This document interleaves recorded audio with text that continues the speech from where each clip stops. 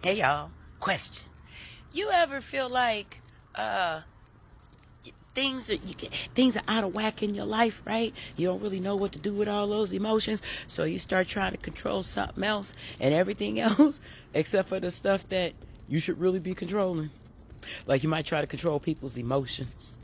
No, you should feel this way. No, you should do this. Or you try to control, listen, I be trying to control the parking lot. I ain't lying. I be parking lot pimping. Okay? No, you shouldn't be living. No, you don't park there. No, that is not your parking space. Because I got some stuff that, I got to kind of wait and see, and that don't feel good to me because I need to always know so I feel. So since I can't control that, then okay, I'll try to control something else. And it's subconsciously and it's unconsciously many times, right? But lately I've been pulling myself up on it. Like when things feel out of whack, I noticed that all of a sudden I need to go to the grocery store. And it's not that I need anything from the grocery store, but it's the one thing that I feel like I can control, right? It's weird, but it's true. Some people have, they just go shopping. They say call it shopping therapy or whatever. I'm just trying to get people to look at some things.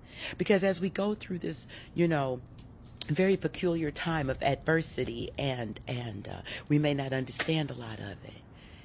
And we can't control it. So many of us start arguing and try to control what other people think or what they put on the internet, what they call themselves. Like I said, I get out there and get to try to control the parking lot. No, you can't park here. No, who live here? Where you live at? And stuff like that.